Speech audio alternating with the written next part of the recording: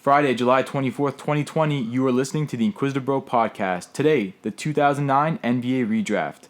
I'm Andrew, he's Chris. Let's go.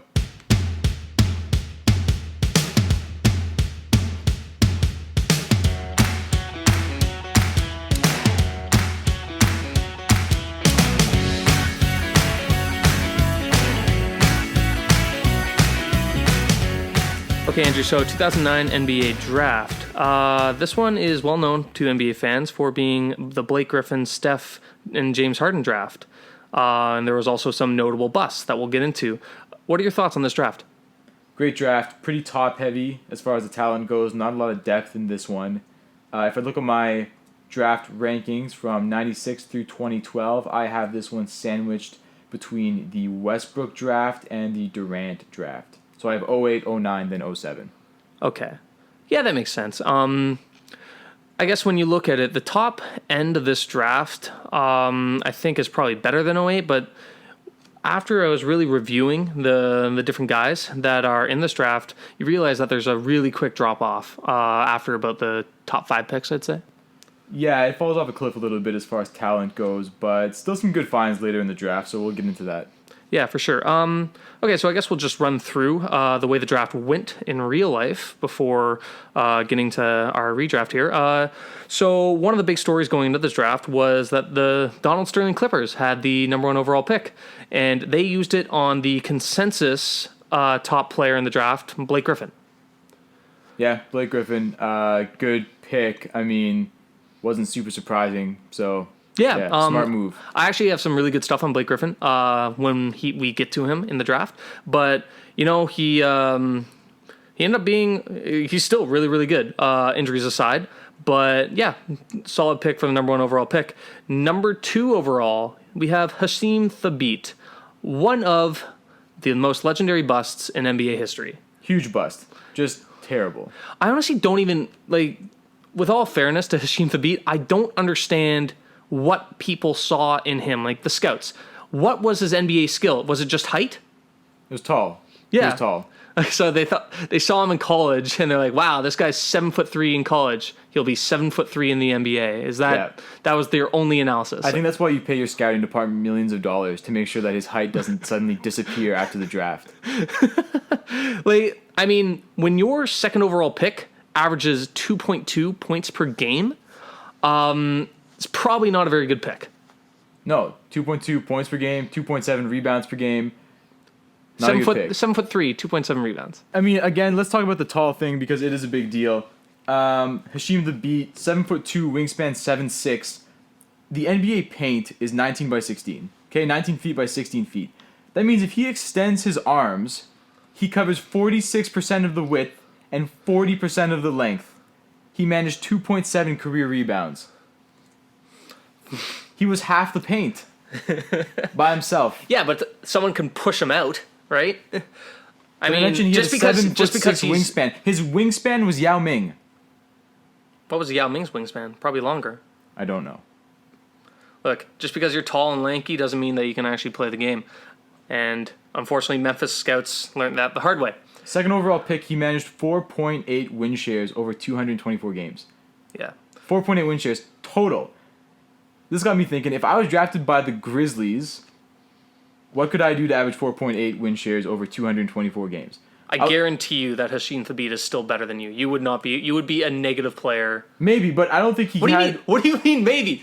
Dude, you didn't even play Canadian college basketball. I'm not sure if you realize what I can contribute to an NBA win share stat. I was thinking pregame smoothies, little protein powder, some pre-workout, mix it up, hand it out. That's got to be worth like a quarter win shares. Some end of the bench cheering. You know, some attaboys, some go get 'em, some you demans. Everybody likes a good you demand. Yeah, but they save that for like brothers of good NBA players, so they can keep them in there. I can be like the brother, the you demand brother. I was thinking that's worth another like 0.5 win shares, maybe. I could also be the guy who calls out backdoor cuts. Like, hey, watch out, backdoor cut. I think they have a whole back row of like assistant coaches whose entire job is just to yell stuff like that. Listen, I see a lot of guys missing backdoor cuts and backdoor screens. Apparently, they're not doing their job. I could be that guy. Anyway, 4.8 win shares over 4 years. I think I could come pretty close. You seem to disagree. I do. Well, speaking of guys who consistently miss backdoor cuts, number 3 was James Harden. Great segue. Well said. Mr. Harden, number 1 in this class in win shares. Obviously, prolific scorer. What was that word? Prolific was the word I was looking for. Gotcha. Kind of got stuck in my mouth there. You got stuck like James Harden's feet playing defense. Yes. Number 4, we have Tyreke Evans going to Sacramento. And then we get to the second big story in this draft, and probably superseded the Blake Griffin story. And this is the saga surrounding Stephen Curry and where he was drafted. Because at number 5 and number 6, Minnesota had 2 straight picks. And their GM, David Kahn, decided to draft and stash the highly touted Ricky Rubio. And then with the number 5th pick, and then with the number 6th pick, he decided to take another point guard.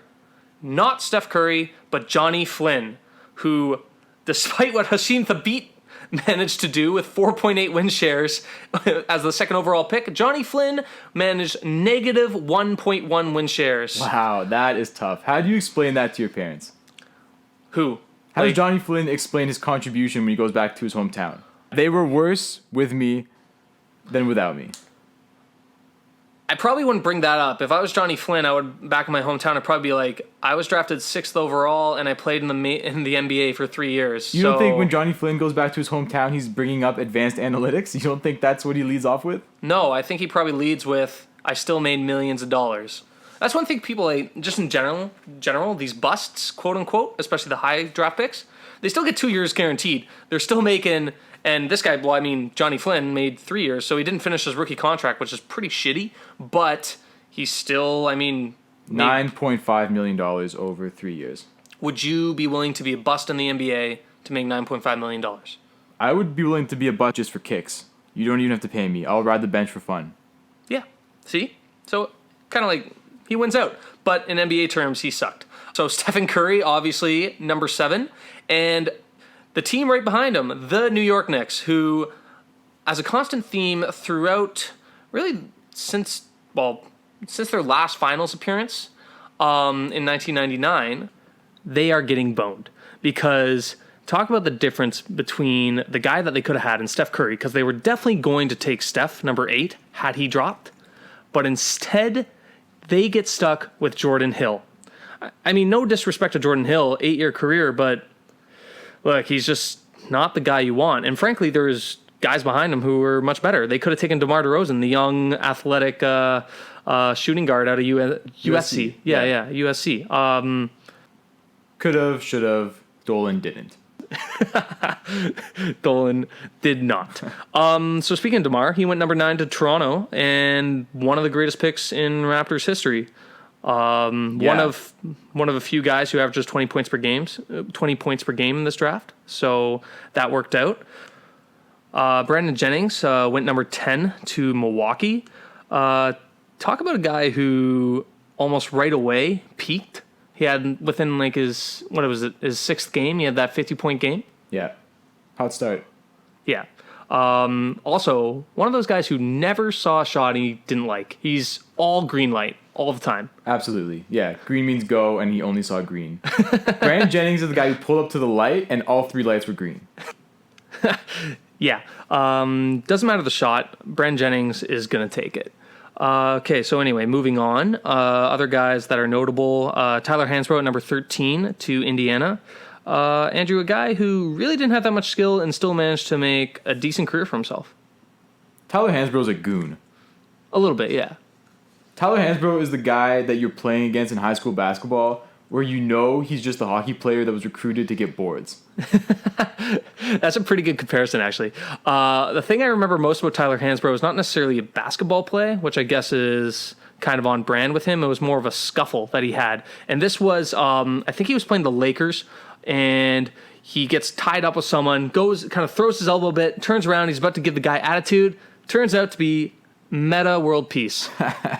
And he just stops right away. I swear to God, he was about to cuss the guy out, sees this meta, and he just changes his tone. He's like, oh, yeah, I'm sorry, man. Yeah, like, son of a... Oh, hey, Ron. Hey, yeah, Ron, exactly. Long time no see. How you doing? Do you think they called him Ron? Do you think they respected when he was called Meta? Do you think they called him Meta? I think they probably called him Mr. Artest Sir. Yeah. Yeah, I don't think you're fooling around with any jovial nicknames. Yeah. Mr. Artest, sir, don't punch me. Yeah. I'm not a fan. Yeah.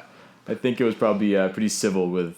Did he punch any NBA players, or was it only NBA fans? Is that the only people he's punched in an NBA game? Okay, so if you remember Malice at the Palace, there's a clip where Jermaine O'Neal comes in with a running start. Full speed. To protect him, right? No. Artest was in there first. Okay, so Artest goes in... We're going to have to do a Malice at the Palace pod because there's just too many good points here to talk about. But real quick, Artest goes into the stands. Steven Jackson runs after Artest to protect him. And by protect, I mean punch more Detroit fans. And then there's another camera that picks up Jermaine O'Neal taking a running start at a dude who is standing on the court. Thankfully, Jermaine slips. If he didn't slip and he'd made full contact with this guy's head, you got to see the clip. When we do the pod, we'll throw up the whole clip. There's a great 20-minute video of this. But anyway, I digress. Yeah. I guess one last thing on Malice in the Palace there is that the thing I remember most is the fact that Ron doesn't even punch the right guy. If you look at it, whoever threw the Pepsi, he goes in, he's about to sock a guy, and you can clearly see him kind of saying something along the lines of no, it wasn't me. Yeah. And then gets hit. But you know what's funny? If I did throw a Pepsi at Ron and he was coming right at me, I think I would tell him it wasn't me either. Yeah. No, I would throw it and run away. I think so, which is what the guy who threw it probably did. Yeah, I don't think he was... Yeah, he was out there right away. Another notable guy, James Johnson, went 16 to Chicago. He's turned into a pretty solid career. He's just constantly seeming to manage to play on decent teams. Problem with James Johnson is that he's really streaky within even a small sample size. He could have a great 2-month stretch, and then you think you know what you're going to get for the next 2 months, and he's completely non-existent. Yeah, that's true.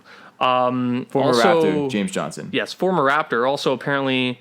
a former Raptor who was unable to remember the plays that Dwayne Casey made. That's supposedly one of the reasons why he couldn't find consistent minutes within our rotation. He just didn't know our systems.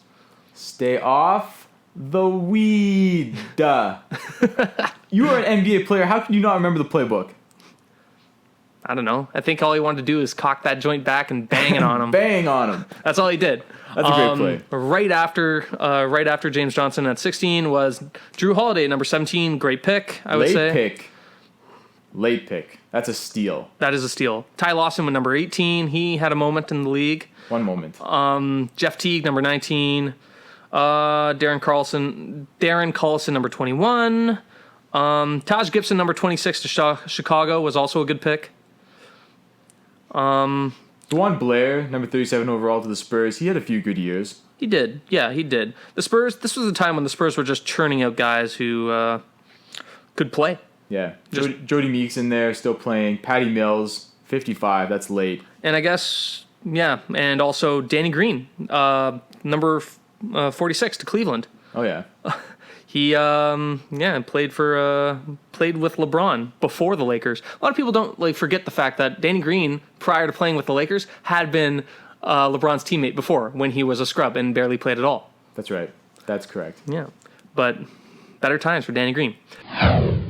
Hey guys, hope you're enjoying the pod so far. Please don't forget to subscribe. New pods every week. So if you're enjoying this content, then you'll probably enjoy our other stuff too. Also going forward, you may hear what sounds like ice clinking in a glass. That would be accurate because at that point I decided to have an adult beverage and I didn't realize that the mic was picking it up. So if you hear any clinking sounds, that is me. Anyway, back to the pod. So I guess that's all the key picks in the draft. Joining in the redraft then? Yeah, let's get into it. Okay, so for the listeners out there, typically what we'll do is we'll throw the first pick to someone and then we go back and forth, but I already know who Andrew's going to take, and it's not Steph Curry, so let's just go with the Steph Curry versus James Harden debate, because that's basically what it is. It's 1-2 Harden, Steph, or Steph Harden. Yeah, you want me to start by making the case for Harden? Yeah, I'll give you the nominal first pick. I know you're taking James Harden. Please make a case for me why that is the case, because I think this is ludicrous. Honestly, when I was looking this up, I thought you were going to have a way harder time making a case for Steph. I think the case for Harden as a first overall pick is way easier. Really? Yeah. Really? Really. I think it's way easier. Because I have 3 pages of notes. Okay, so I did see how many say pre-draft otherwise. notes you had on this debate, and I'm not going to lie, it made me a little nervous. Yeah, you got me fired up when you said you're going to take Harden. I got you 3 pages worth fired up. Yeah. It's okay. I'm still going to win this, and here's why. Let's start with this. James Harden has ankles that work. Games played, Harden 826, Curry 699. Wait. Can I just stop you for a sec? Steph Curry does have ankles that work. He just wears ankle braces to make sure that they work better. Do you know his ankle injuries are behind him. He started with ankle injuries, fair enough, but those have been long gone. He hasn't had ankle issues since the 2011-2012 season. Okay, but we're talking about the culmination of careers here. Okay. So, Steph Curry has missed a total of 2.5 seasons out of 11. Okay. 2.5 seasons gonzo. That's true. Yeah. So while he's nursing his ankles, James Harden's out here balling. So let's just start with that. You draft James Harden, you're getting an extra 2.5 seasons. 1 point for me. When I was doing the comparison, I figured the first 3 years of both of their careers were almost a non-factor. Okay, I kind of was in the same boat. Yeah. I think the proper reference point to compare both these players fairly would be the start of the 2012-2013 season, because that is where Harden goes to Houston. Yeah, I totally agree. And also when Monta Ellis, the first year where Monta Ellis is not on OKC. Monta Ellis was traded in the 2012 season at the trade deadline for, among others, Andrew Bogut. So 2012-2013 is the first year where it's Steph as the sole lead point guard and also this unknown Klay Thompson kid. Yeah, the random Thompson guy. Yeah. Okay, yeah, so I agree. First 3 years of Harden's career bouncing around in OKC. He did have a finals appearance, but he wasn't really the man there. Won a Sixth Man of the Year in his last year there. Yeah, no, he was good. I mean, he was really good. I think they made a huge mistake, obviously breaking that threesome up. They also had Ibaka. That was a great team. Look, we don't have to get into, was the Harden trade good? It wasn't, obviously. Yeah, Harden trade was bad. Yeah. Shame on you for making that trade. Me or Sam Presti? I think Sam Presti. Yeah, shame on you, Sam Presti. I don't think you made that trade. Okay, good. I just wanted you to clarify. So it's easier for me to make a pro Harden argument when I'm bashing Steph. Well, okay, so first of all, I'm up 2.5 years on you already. Okay, Harden leads in every single major statistical category except threes. And threes, he's only 200 back. I disagree. No, I disagree. He leads in every single major statistical category. What are your major statistical categories? Points, rebounds, assists, minutes, blocks, steals. What about threes. field goal percentage, 3-point percentage, true shooting percentage? Those all seem great stats. True shooting percentage takes in the two previous, the 3-point percentage and the field goal percentage. And the free throw percentage as well. Harden's a phenomenal free throw shooter. So it might surprise you to find that Steph has consistently been the best true shooting percentage player in the league. Well, he's better than Harden. He's the best. Actually, historically speaking, I looked this up. Historically speaking, out of all guards, James Harden is number 2 career in true shooting percentage. So good for him, and that makes sense. He's the epitome of the efficient player. All he does is shoot 3-pointers and go to the rim, and then he makes a ton of free throws. The only player that's ahead of him in true shooting percentage as a guard just happens to be Steph Curry. Okay, so 6 percentage points between their effective field goal. True shooting. Yeah. Okay. But every other major statistical category, you're right. Harden is there. You're right. He has slightly more points. In 11 years, Steph Curry has had a great run. Don't compare the 11 years. Compare, like we already agreed, right? It should be the 8 years since. I understand that, but I'm not going to dock Harden for not getting injured the first 3 years. So what I was going to say is that Harden leads in total win shares, 133 versus 103. That is a lot. That is a big gap. But that is a big gap for Steph Curry, who's been on some all-time great regular season teams. That's true. But that's a tough one. That's a tough blow. But win shares are isolated to your own performances, right? It has nothing to do with what your team. If your team wins 73 games, for example, that's not going to automatically give you more win shares just because you're on that team. You had to contribute. That's right. Steph Curry has not contributed to his team's success as much as James Harden has contributed to his team's success. Whoa! Thank you very much. Debate over. I'm gonna go. No, that you can't just like make that bald face statement like that. Okay, look. Yes, James Harden has more win shares than Steph by like 30? 30. 30 is a big number. It is, but it's a cumulative stat, and that does play into the fact that Steph has missed the games that he has, including this year, which would have been one of his prime years. So James takes that over him. Look, I'm just going to go then to my notes, I suppose, because are you done with all your points? Was that it? Was that the big thing? I've got Was that more- it? He scores more and he has more win shares? Yeah, more points. More points? Yeah, that's it. That's all I feel like I needed. James scores good. James does score really good. No, I mean, I can get into more points. I think I'm going to let you jump in here, and then I'll throw in as I need to. Okay, so I'm winning, by the way, right now. I think I'm up in this debate. I broke down the argument into 4 different segments. Loser. This is how in-depth I went. This is my 3 pages of notes. Page 1. No. Okay, regular season stats. Like I said, we should start 2012-2013 season because Harden goes to Houston. That's kind of where his career really starts taking off. And Steph Curry is rid of the, what's the word I'm looking for? Well, the inefficient Monte Ellis. The inefficient ankles. Oh, you were going to go Monte. Okay. But also ankles, sure. Okay, so Harden, since 2012-13, 29.6 points per game, 7.7 assists, 6 rebounds, 44.2% field goal on 19.6 attempts per game, 36.2% from 3 on 9 attempts per game. So Harden has, and also a 61.1 true shooting percentage. Harden has never had a season where he shot over 40% from 3. Then you got Steph during that same time frame. 25.5 points per game, 6.8 assists, so less scoring, fewer assists, slightly 1 fewer rebound instead of 6, he has 5. Then you have 47.8 field goal percentage, better shooter on 18 field goals attempts per game, so about 2 shots less. Also 44% career three-point shooter on 9.5 attempts. So during that time, he actually took more shots, three-point shots than Harden, made more of them. He's a 63.5% true shooter. And also, I should point out that usage rate, Harden has 3 of the top 15 highest usage rate seasons ever in the NBA. Number 2, number 10, and number 13. It's called carrying the load. It's called being a ball hog. Who else was he going to give the ball to? I don't know, he had Chris Paul. He had Chris Paul briefly. 2 years. Briefly with Chris Paul, yeah. He had Dwight Howard. He had Eric Dwight Gordon Howard. for a while. Hey, star guy you can give him to. Let me finish. Point is, look, they're both exceptional players, but my argument is that Steph Curry provides the vast, about 90 to 95% of the counting stat value that James Harden does on a greater efficiency level. Shoots better from the field, shoots better from 3.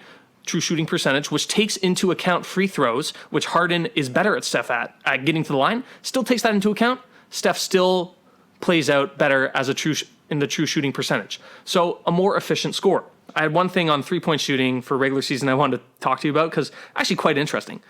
So I went on Basketball Reference. When you isolate NBA players who have at least 2,000 field goal attempts, at least 2,000 3-point field goal attempts, I should say, Steph is number 1 in 3-point percentage at 43.5%.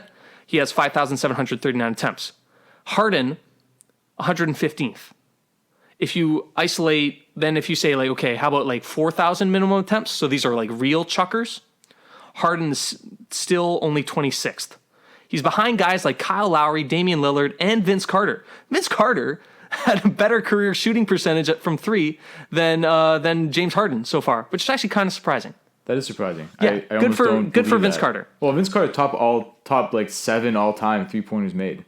Yeah. But so is Jason. Jason Kidd's top 5, but his shooting percentage was way down. Well, it took Jason Kidd 6 years to figure out how to shoot. I know. But okay, so anyway, so that's interesting. So I mean, James Harden, his career 3-point percentage 36.6. Steph, obviously greatest shooter of all time. Then you go to playoffs. So Harden, known for obviously tremendous regular season player. The playoffs, that's where things dip a little. They do. Okay. They do. So in the playoffs, since Harden has been on Phoenix, my stats would dip a little too. I mean, not Phoenix. Sorry, Houston. Stats. I was just saying my stats would dip a little too if I had no teammates. Worked in the regular season. What would Harden's numbers look like if he was surrounded by Durant, Draymond? Probably about the Iguodala? same, and he wouldn't fucking pass to them. Harden's leading league in assists. Yeah, but you know how he does the assists. He does his dribble. I have the ball. I'll pass it to you when I'm ready. Yeah, but if he's getting the assist, that means the passing is leading to a bucket. The whole point is they're emptier stats. They are. He has some empty calories in his stats. But look, anyway. So playoff stats: Harden since he went to Houston, 28.2 points per game, 7 assists, 5.7 rebounds, 41% from field goal on 21 shots per game, 32.2% from 3. So rate stats, way down.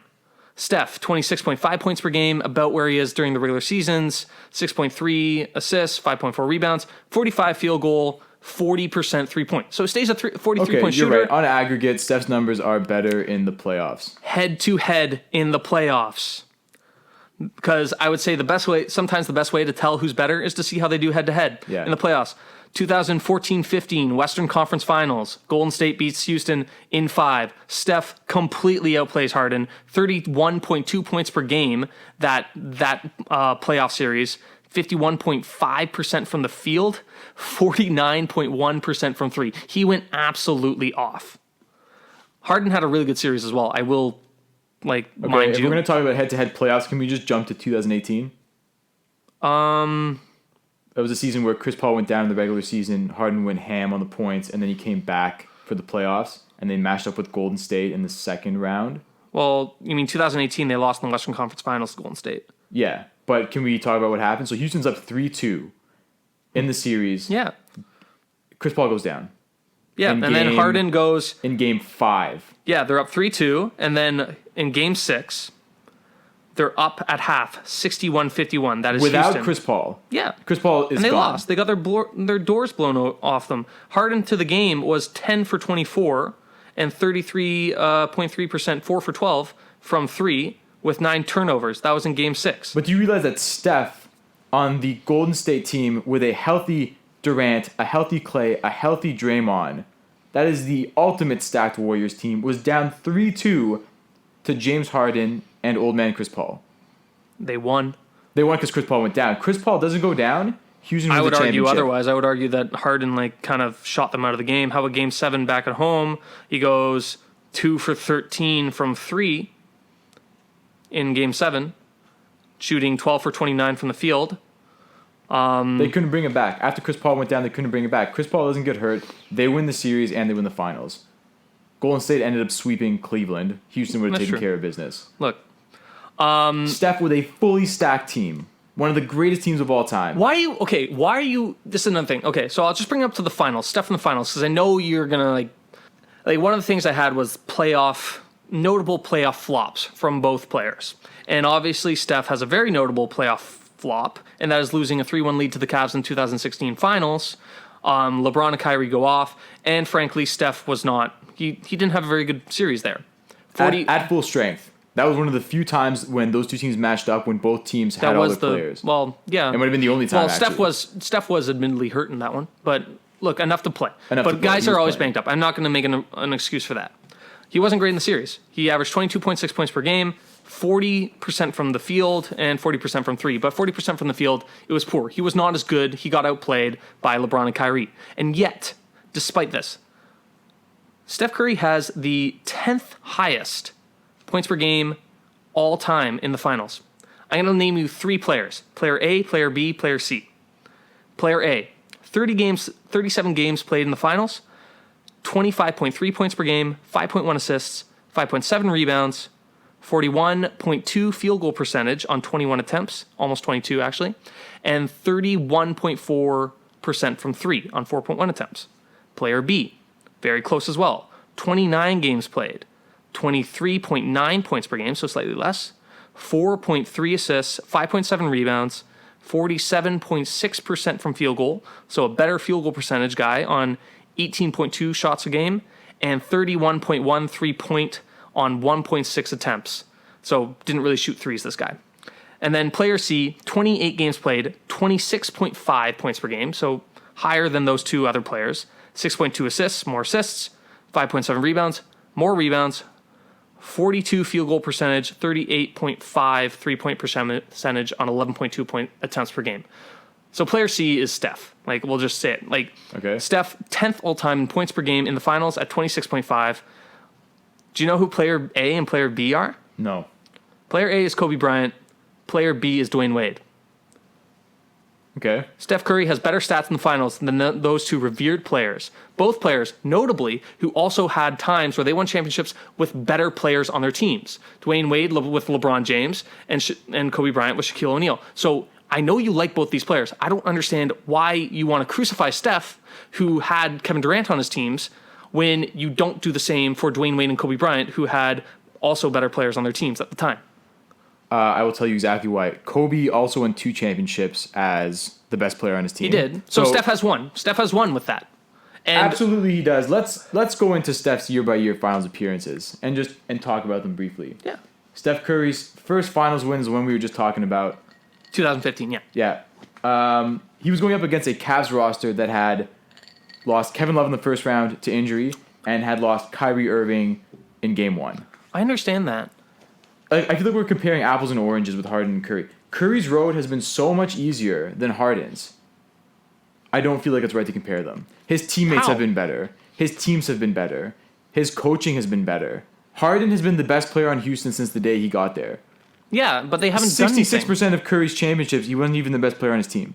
Okay, put the percentages out there. I mean, just 2 out of the 3, yeah. But I mean, he was the main piece that turned them into a championship contender team. Okay, Look, so first year, do you agree that one was a bit of a lucky blow that Kyrie and Kevin Love went down? Do they win that championship if Kyrie and Kevin Love are in the lineup? Perhaps it was 4-2. Perhaps not. Perhaps not.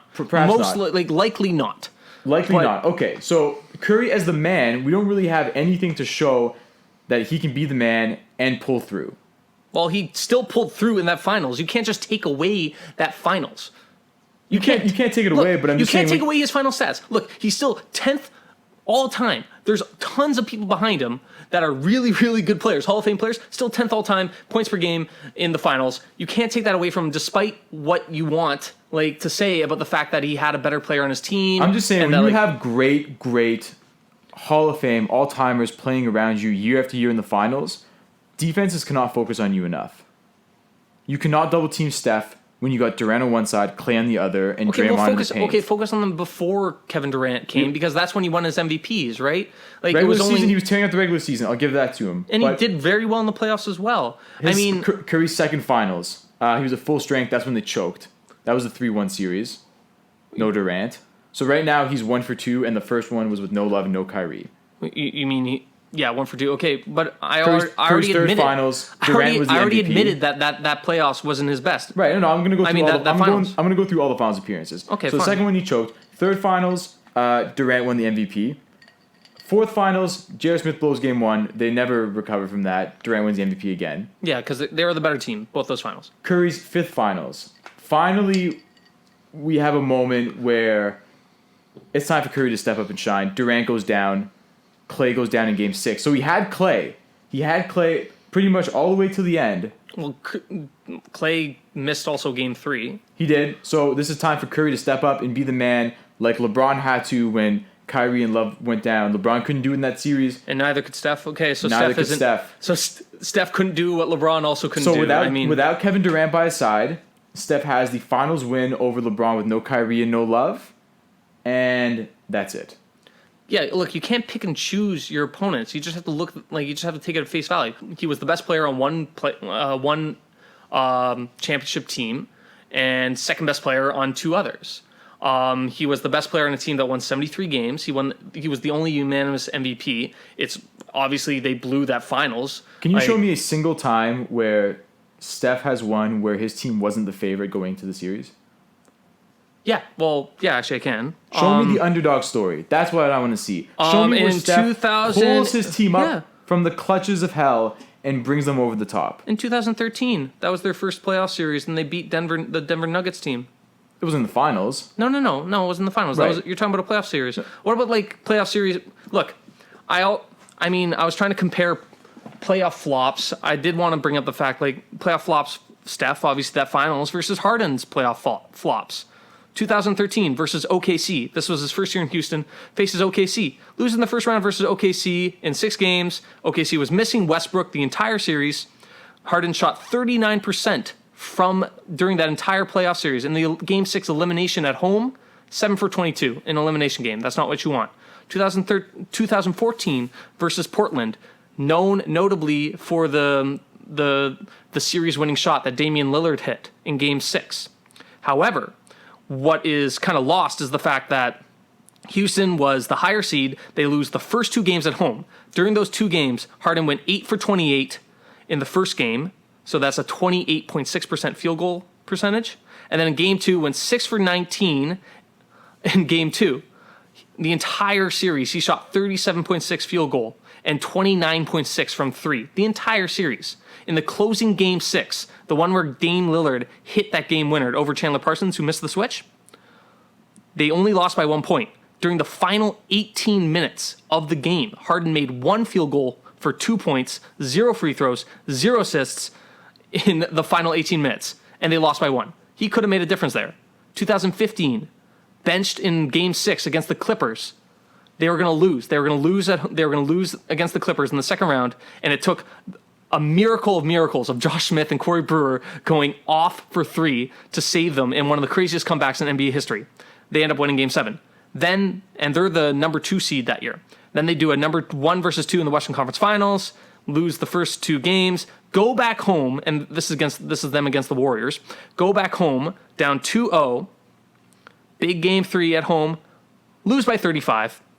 Steph drops 40 in their own barn, 12 for 19 shooting, 7 for 9 from 3. Harden shoots 3 for 16, 1 for 5 from deep. And then finally the Game 5, they won Game 4.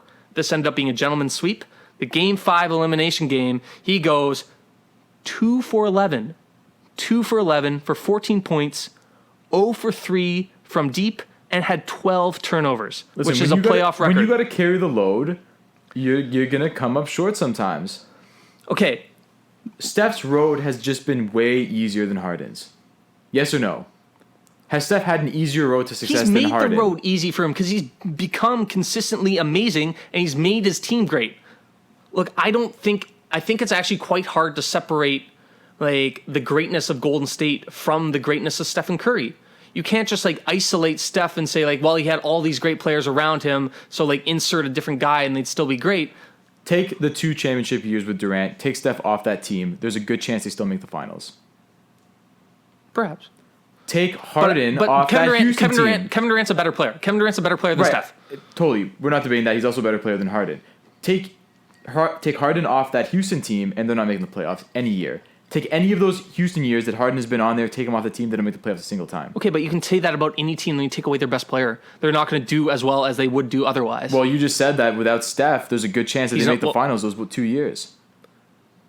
He's not their best player on that team. He's their second best player. So you don't think that Harden in Steph's spot would have the same success as Steph has had on that Warriors team?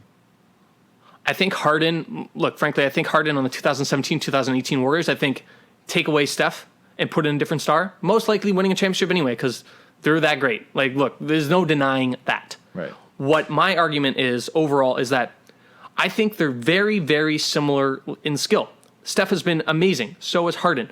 I don't see how, everything considered, Steph, 3 championships, great team success, basically the same stats, just Steph shoots the ball slightly less than Harden. That can explain a lot of the rate stat, the total cumulative stat increase that Harden has. I just don't understand how you can say that Harden is better when they at best look the same.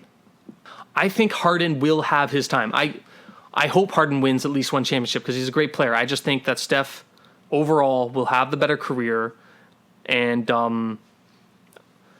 I think and obviously more championships. Harden's a great player in his own right. It's just that it just so happens that I think Steph is just that much better. All right, but we'll see. Anyway, so Harden 1 or 2, Curry 1 or 2. Well, I think the people know where we stand. So let's just go to 3. Yeah. Anyway, that was a long debate. So yeah, let's go to 3. Okay, so I'm going to take the number 3 overall pick, and I'm going to take Blake Griffin. And I actually have a really interesting stat for him. This stat better be telling me why you took Blake Griffin over DeMar DeRozan. Dude, you have DeMar. You would have taken DeMar third? He's not third for me. He's not even fourth for me. Okay? So I mean, he's not fourth for you. What are you talking about? He's an empty calorie scorer. He's a great scorer, but empty calorie scorer, you can get better players. There are two better players than him in this draft, other than Steph and Harden, First obviously. of all, how dare you talk about a former Raptor that way? You can trash former Raptors. Blasphemy coming out of your mouth right now. Whoa. What do you mean? How can you make a blanket statement? How can you trash a former Raptor? Plenty former Raptors were awful. But he was not an awful former Raptor. No. He was a great Raptor. He's a top 5 all-time Raptor. You're right, but still has warts. Okay, there's a reason why we never went relatively anywhere with him, and we had to trade him, and then we got Kawhi, and that worked out well. You know, because one of the things you can't do is defend, and which is why I have another guy ahead of him. I have another guy ahead of him. But anyway, number 3, I'm taking Blake Griffin. He was a good number 1 overall pick for the most part. He was He was the best player in this draft.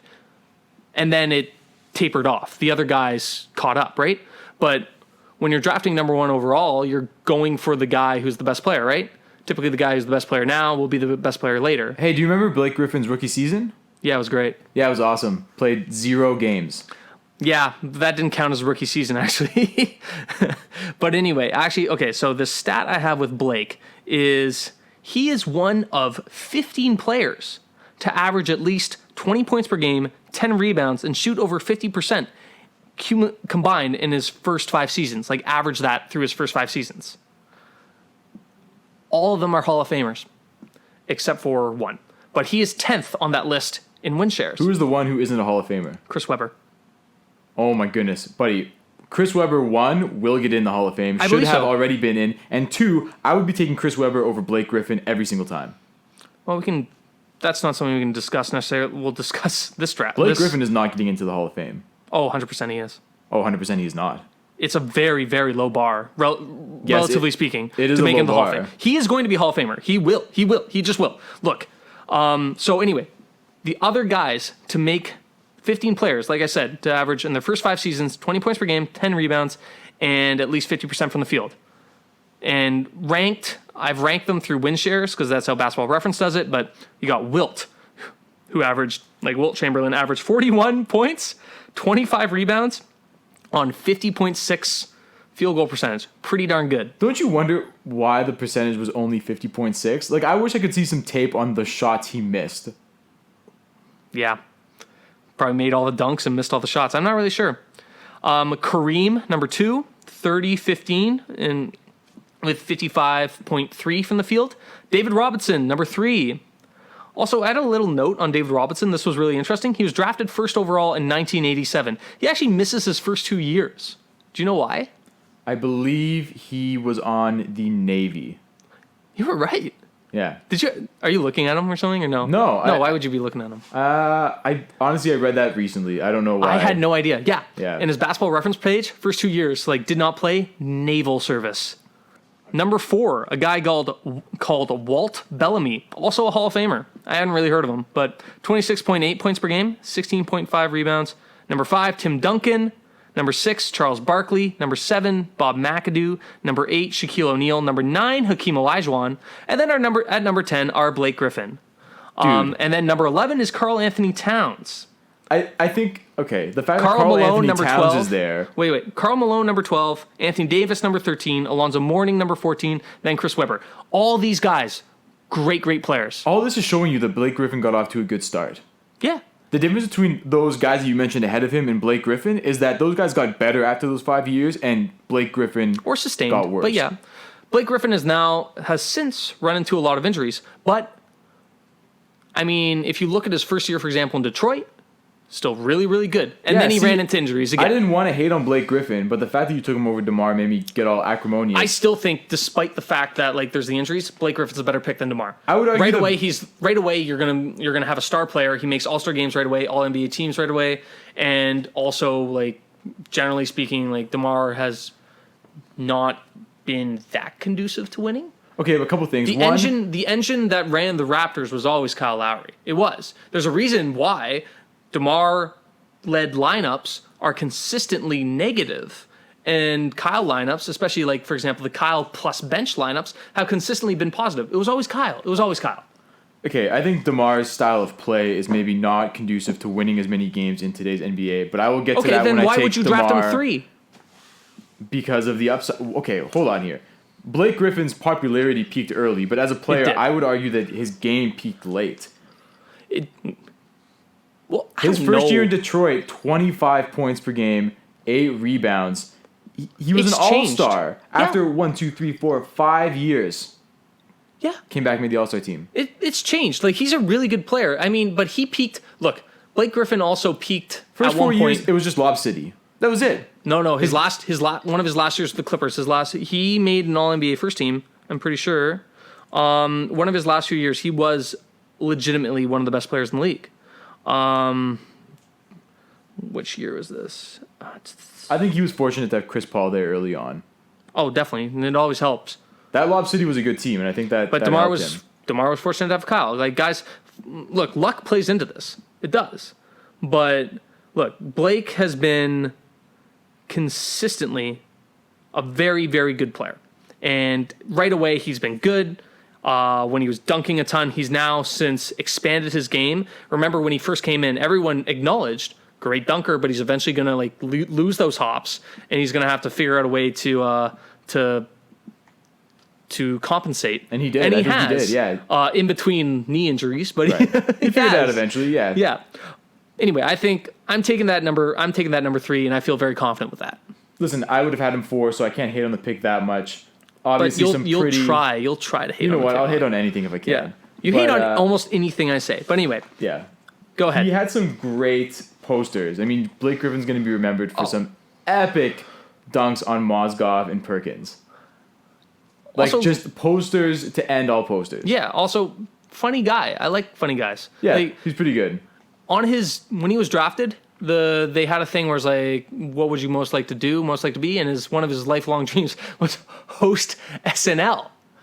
You know, he does stand up, right? Like, I remember prior to people really knowing how funny he was, he had commercials, these stupid Kia commercials before he jumped over the Kia. Right. Where you see like a young Blake and he's doing the Papa Shot thing. Right. And he goes back and this is like him in the future. He goes back in time and he looks at young Blake. He's like, nah, don't work on that. Work on this machine. And it's like some made up thing, the dunk machine. That's and like hilarious. young Blake is like, but you only dunk on that. He's like, exactly. That's pretty funny. Yeah.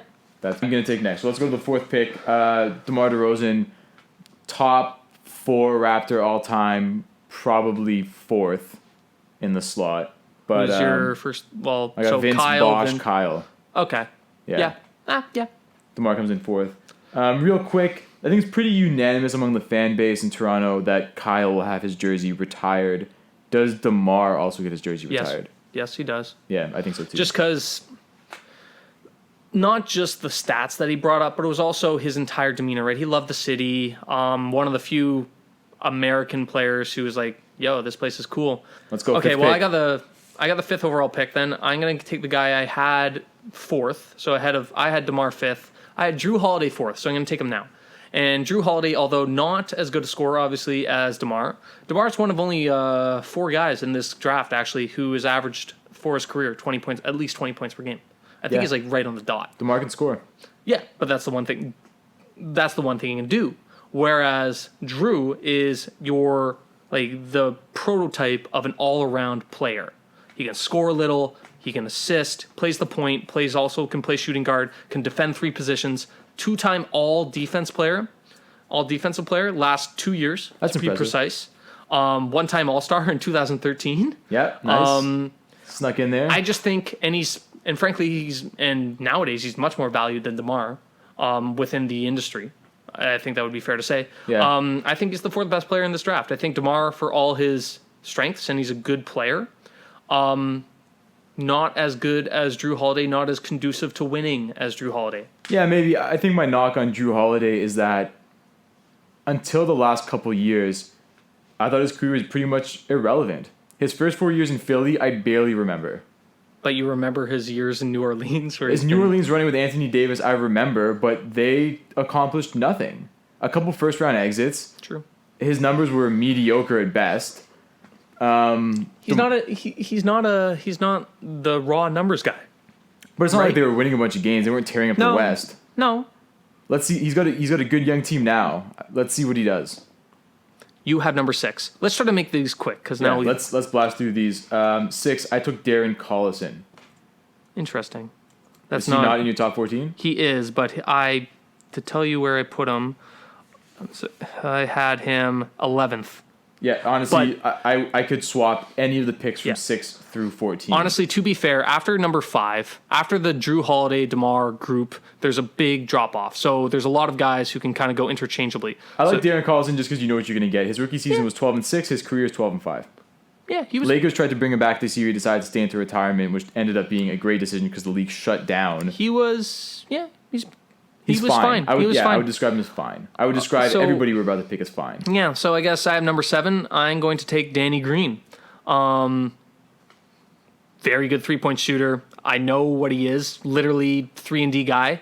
One of the best from the guard spot. One of the best chase-down blockers. He's going to guard either your best or second best wing. Had some big moments in the finals. Also had some big blunders. He almost threw away. Yep. Yeah. He did do that, but... Danny Green had our Larry O.B. trophy in his hands and threw it across the sideline. Yeah. Yeah. Look, that... And Danny Green is he's a very truthful guy. He's a warm guy. He'll tell you the truth about everything. He's... On interviews, he's made a note, I really fucked that one up, and, he's lucky that we ended up winning that game because that would be a play that would be thought of a lot more than it is. That would have been equivalent to J.R. Smith in game 1. Similar. It was a bad moment for him. Or, for example, taking away from NBA, for example, Chris Webber calling a timeout in the NCAA championship game when they didn't have one. Just total brain fart type thing in high pressure. He fucked that one up. But he also had some huge moments with the Spurs. Overall, just had a really good career. And considering the amount of talent that's kind of remaining, I'm happy at number 7 taking a solid 3-and-D guy. Good pick. All right, I got 8. It's the Knicks. I took Jeff Teague, one-time All-Star, starting point guard on that 60-win Hawks team. Yeah, Jeff Teague was okay. So when I was doing research, Jeff Teague actually ended up being better in retrospect than I thought. You don't think a lot. I never really thought a lot about Jeff Teague, but I looked at his stats and I'm like, you know what, solid player. They were the Pistons of the next generation. Yep. Teague, Millsap, Korver, Horford, Damari Carroll. Yeah. Good team. 60 tore up the regular season and then ran into LeBron. Yeah, very good team. Eastern teams Jeff Teague was also young Jeff Teague had some hops. He can good player. He was a good athlete. Okay, so I have number 9. I'm going to take This is Toronto, so make sure you give us somebody half decent here. I'm going to take Taj Gibson. That's half decent, sure. He was a good part of some really solid Chicago Bulls teams. I don't even have Taj Gibson in my top 14 because all I remember about Taj Gibson is him calling out Chris Bosh and then watching Bosh score on him in 18 different ways. Well, Taj Gibson is not as good as Chris Bosh. So we are not getting Chris Bosh with this. But Taj Gibson is a good player in his own right, still in the league. I love how we can just say, this is a good pick because the guy's still around. Well, that was kind of a side note. It was an aside that I made. Well, a lot of these guys aren't in the league anymore. My number 10 pick isn't in the league anymore. Let me just finish on Taj, and then you can go number 10 very quickly. Okay. Just part of some very good Bulls teams. Very good two-way player. He can shoot that mid-range jumper, rolled hard to the rim. Solid defensive player. Also, I kind of like his raw spirit. He's the type of guy, he's an energizer, right? He's a little bit of an enforcer. I don't know. I think good player. All right. Okay, you're next, number 10. Milwaukee, Brandon Jennings. I love a good scorer. I didn't have Brandon Jennings on this 14. Brandon Jennings, if you look at him, he was trash. He can get some buckets, but overall he was trash. His true shooting percentages were always low. Yeah. He was always just a pure chucker. So I'm kind of surprised that you're taking him. But career high 55 points, career high 21 assists. That's no accident. I got to think, if he would have just accepted a different role, maybe a coming off the bench role, a Jamal Crawford type role. Near the end of his career, he did play off the bench. Yeah, but by then his prime was gone. He wasn't dropping 55 points at that point. His prime ended after 6 games when he scored that 50-point game and then it was never the same. Yeah, he peaked early. Peaked really early. He is not. He is the antithesis of the types of players I would like on my teams. Sure. Okay, well, anyway. Number 11, I guess I'll take Ricky Rubio. He's still a starting point guard in this league. He was really highly touted and unfortunately got hurt. And I wonder how his career would play out had he not. But not a great shooter, to be honest, but just a really good playmaker, very good defender from the guard spot, actually. And he can do a little bit. Now that we bring up Rubio, I forgot to mention something. What? I want to just briefly talk about David Kahn. Okay. Because it's hilarious. Yeah, this is okay. This is actually. Do you wanna finish? We'll just run through the last 14, then we can bring up. Okay. We can finish off on David Kahn's. So David Kahn, GM.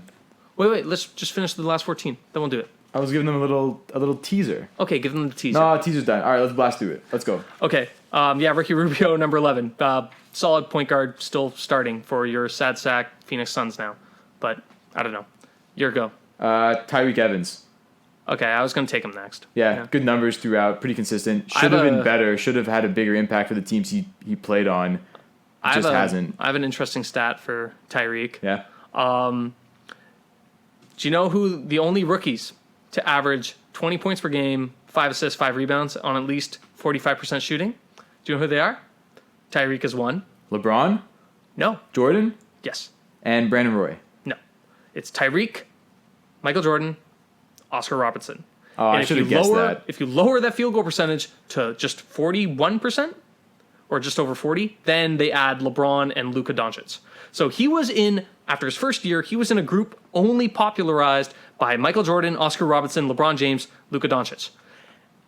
He had a hell of a rookie season, rookie of the year. Yeah, so if you're drafting him, that 1 year, man, you are looking like a genius. But then it pretty much just went downhill from there, and he really wasn't that good a player. And I don't understand. There was no major injuries. There was no major off-the-court issues. His game should have just continued to progress. I think, I don't know. Don't know what happened. I'm sure if we had real insiders or anything like that, I'm sure there's some stuff about him. Maybe. He did get suspended a long time for taking performance-enhancing drugs, but... Didn't help. Yeah. What pick was that? Was that number 12? Yeah. No. Yeah. I don't know.